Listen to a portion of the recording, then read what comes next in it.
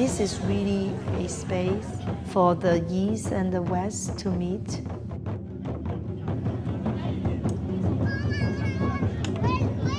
While working as a community activist in Austin, Texas, Amy Wong Mok discovered a lack of social services available to the Asian community. Amy was then instrumental in building the Asian American Cultural Center, a space which welcomes all members of the Austin community.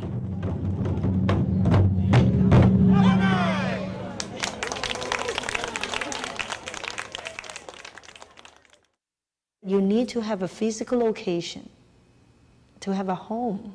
And the reason why I name it Asian American Cultural Center, not Asian Cultural Center, is our commitment to inclusion. We want to include anybody who are interested to take the Asian culture as part of the American culture. Because after all, the Asians have been in this country for over 100 years. When I was growing up in Hong Kong, it was a British colony. We have never given an opportunity to vote on anything. I found my voice literally here under this republic country, protected by the Constitution, giving all these choices and all these rights. As the former president for the Texas Association Against Sexual Assault and a volunteer for the Austin Rape Crisis Center, Amy has always been an advocate for preventing violence. The first piece of legislation that Amy advocated to change was the marital exemption for rape. 15 years ago, not that long ago, 15 years ago, when you're married, you can rape your wife and it's not a crime. I learned about that and I said that cannot be. I just think that in any relationship, it has to be balanced. And the public policy has to support that. So if we have this piece of law, there is a marital exemption for rape, that is a bad, wrong message to send it to any young women or young man, that somehow the relationship should not be balanced. Violence in any form should be considered as a crime, whether you're married or not.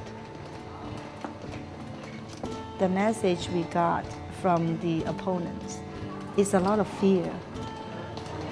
There's a Chinese saying, when we don't want to acknowledge, something that is so threatening, and we just say, "Mo ngan tai," that means I don't have eye to see.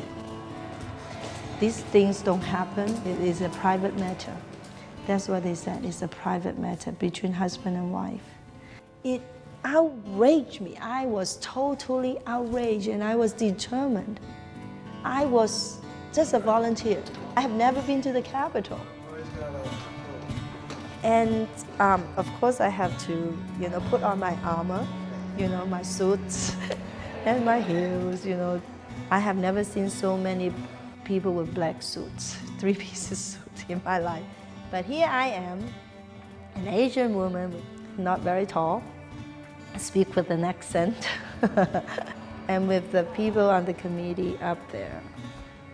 I have to explain to them, I have never done it before, and this is my first time, but I am here for this reason. And I have to tell you that I saw them sitting on the edge of their seat, leaning over, when I told them the stories of the victims and the things that they could do to alleviate some of those pains and to hold the perpetrator accountable, and how it may create a safer and better world for our children. They were listening. They were listening. We finally passed that, but after 3 sessions, we work on it for 3 sessions to, 6 years to have that pass. What has Amy learned about preventing violence in our society? At the Cultural Center's preschool, the values of cooperation and compassion are put into practice. Our core mission is really around education. We start with our preschoolers.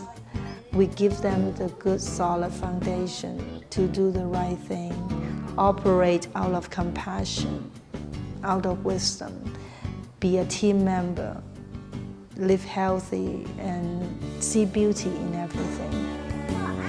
早安，今天怎么样呢？一天？你很乖吗？你很乖哦。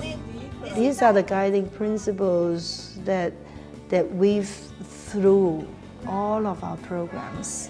May it be the English as a second language class for our elders, or citizenship class for the new immigrants, or dance class, or tabla class, or all this community event is really about providing an opportunity for people to see each other as human beings.